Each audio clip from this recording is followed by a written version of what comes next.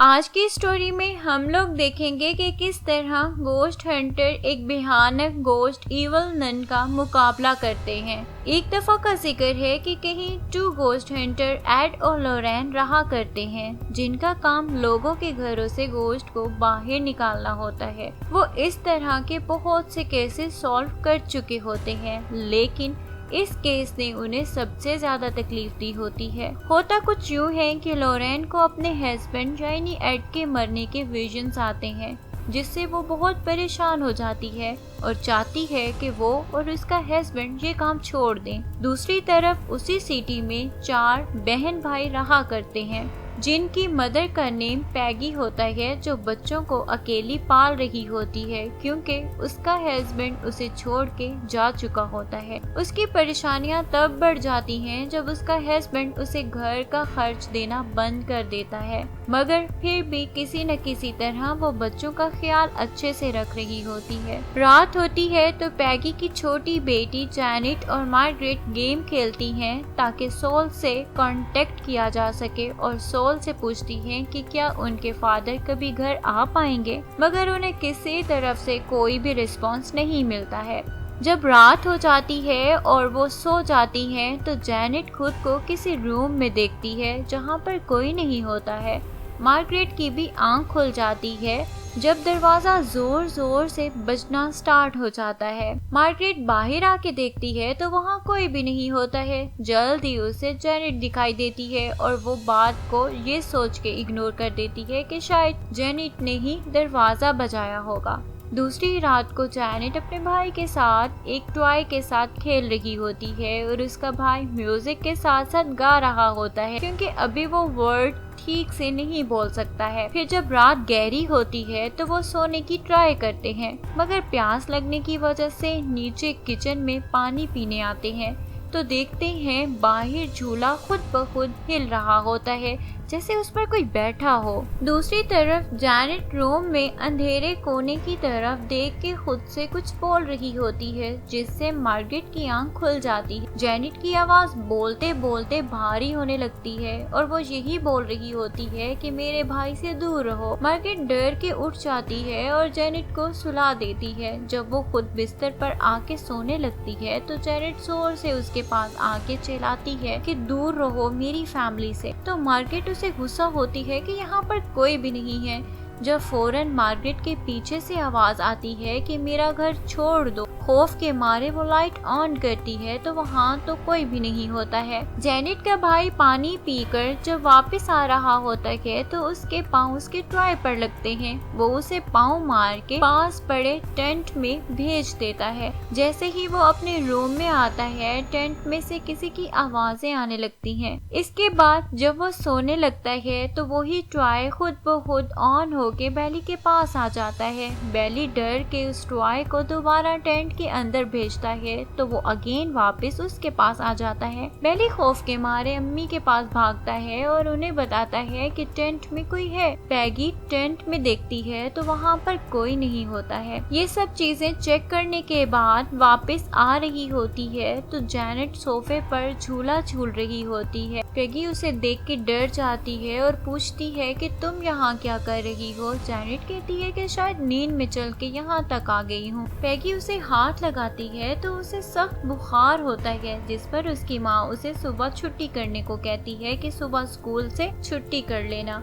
अगली सुबह जैनेट घर में अकेली होती है और टीवी देख रही होती है। अचानक टीवी के चैनल खुद ब खुद चेंज होने लगते हैं। जैनेट रिमोट उठा के अपनी मर्जी का चैनल लगा लेती है और रिमोट अपने पास रख लेती है। फौरन चैनल फिर से चेंज हो जाते हैं और रिमोट भी हाथ से गिर जाता है। जैनेट की अम्मी उसे कॉल करके उसका हाल पूछती हैं तो रिमोट अपने आप से सोफे पर आ चुका होता है, जिससे जैनेट डर जाती है। वो रिमोट उठा के फिर से टीवी पर अपनी मर्जी का चैनल चला के बैठी होती है तो अभी की बार टीवी ही खराब हो जाती है। जब वो उसे ठीक करने की ट्राई करती है तो उसे टीवी में एक बूढ़ा नजर आता है जिसके हाथ में रिमोट होता है। वो देखती है तो फौरन रिमोट नीचे गिर जाता है और अचानक वो ही बूढ़ा उसे कहता है कि ये मेरा घर है और तुम यहाँ से चली जाओ। इससे जैनेट बहुत बुरी तरह से डर जाती है। रात होती है तो जैनेट खुद को रस्सी से बांध लेती है ताकि नींद में न चल सके, मगर जैसे ही रात होती है कोई उसे बेड से उठा के नीचे मार देता है। फौरन ही डोर पर नॉक होना स्टार्ट हो जाता है। डर के मारे वो फौरन अंदर आ जाती है और दरवाजा बंद कर लेती है। दरवाजा फौरन खुद ही खुल जाता है और उसे किसी के चलने की आवाज आती है, जैसे कोई चल के उसके पास आ रहा हो। अचानक उसे कोई शोल्डर पर काट लेता है, जिससे वो बहुत चिल्लाती है।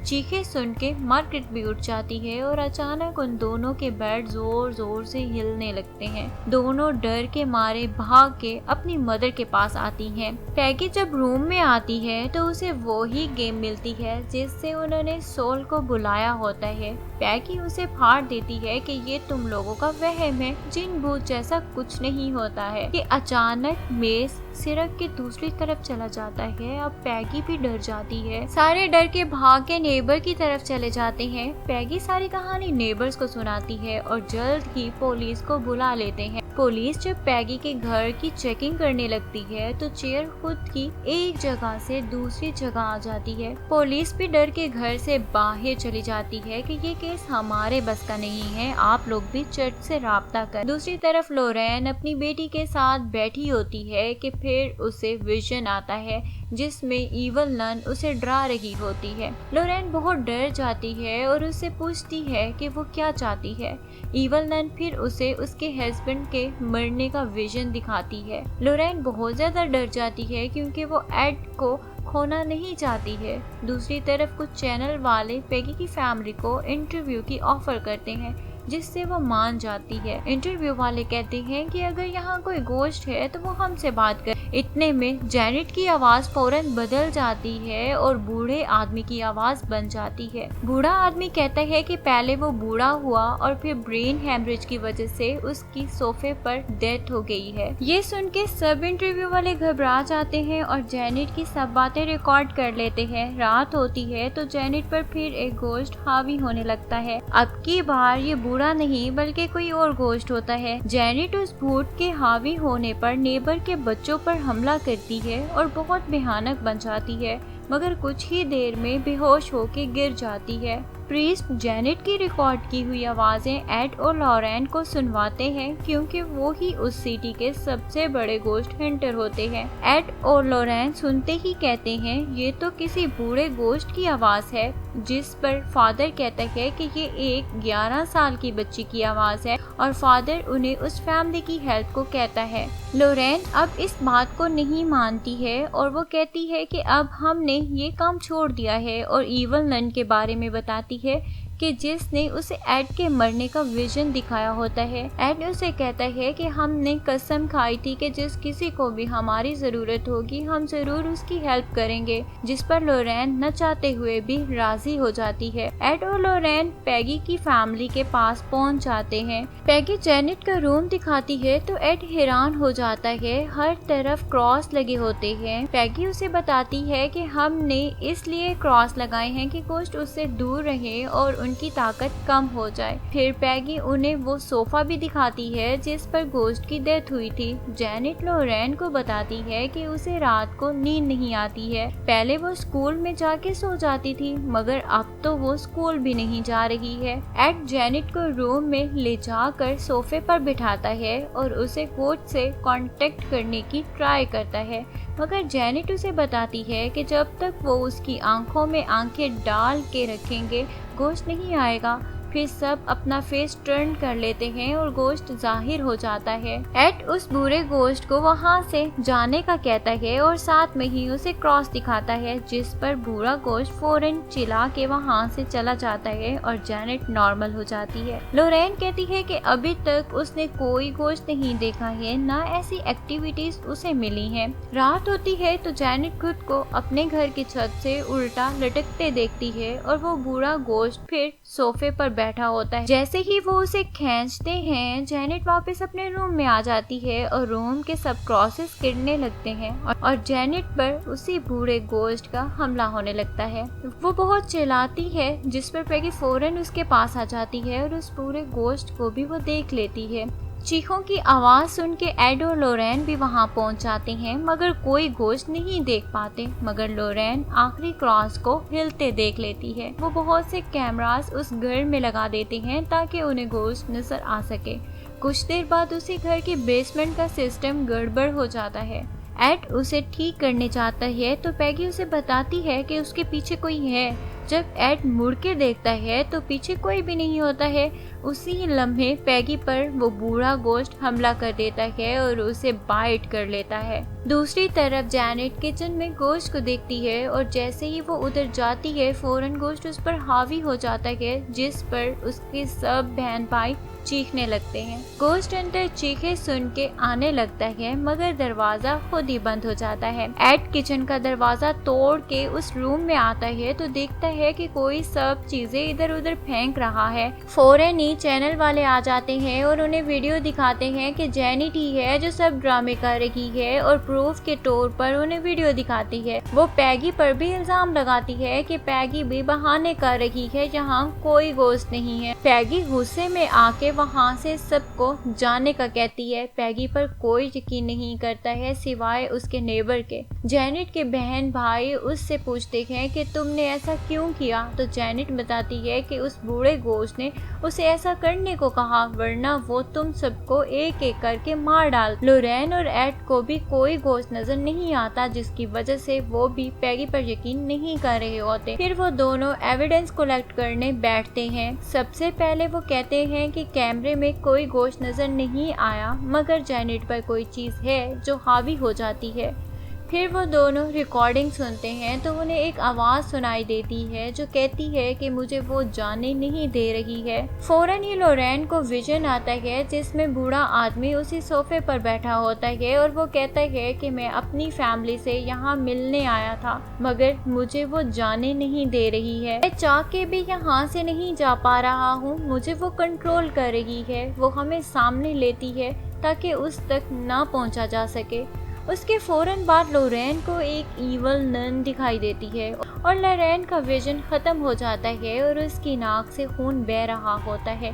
फिर वो फौरन पैगी के घर जाने का फैसला कर लेते हैं। उधर पहुंचने से पहले ही गोश्त जेनेट पर हावी हो चुका होता है। वो अपने बहन भाई को मारने लगती है। पैगी अपने बच्चों को घर से बाहर ले आती है। गोश्ट हंटर भी वहां पहुंच जाते हैं, मगर दरवाजा उनसे नहीं खुल पा रहा होता है।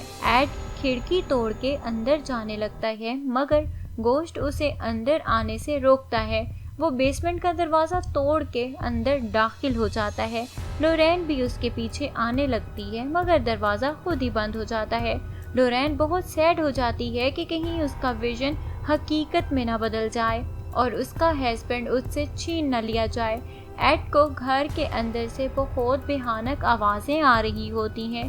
वो रास्ता बना के उन आवाजों की तरफ जाता है तो पानी का प्रेशर उस पर डाला जाता है, जिससे उसकी आंखें धुंधला जाती हैं और आंखों में जख्म हो जाते हैं। जख्मी होने के बावजूद एड अपना रास्ता नहीं छोड़ता। उसी वक्त किसी शैतानी ताकत का हाथ नजर आने लगता है।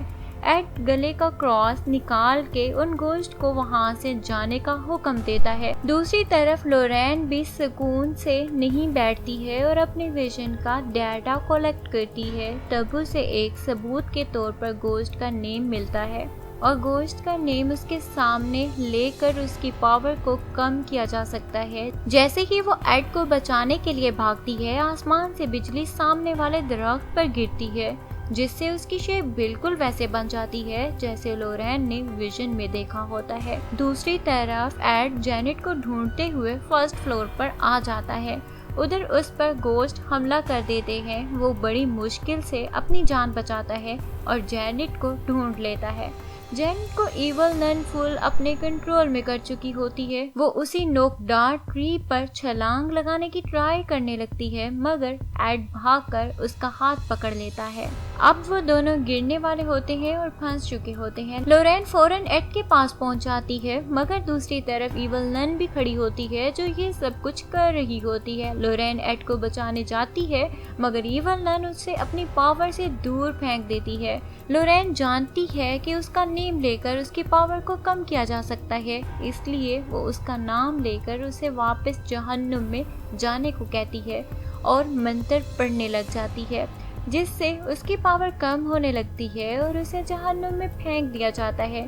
फिर लोरेन एड को फौरन गिरने से बचा लेती है। इवल नन के जाने से सब कुछ नॉर्मल हो जाता है। जेनेट भी अब ठीक हो चुकी होती है। वो गोस्ट हंटर को थैंक्स बोलते हैं और अपनी बाकी की लाइफ हंसी खुशी गुजारते हैं और इधर ही हमारी कहानी का एंड हो जाता है। तो गाइस, कैसी लगी आप लोगों को मेरी इस मूवी की स्टोरी मुझे कमेंट सेक्शन में लास्ट में बताइएगा। तो मैं आप लोगों से मिलती हूँ अपनी आने वाली नेक्स्ट वीडियोस के साथ। तो तब तक के लिए बाय गाइस।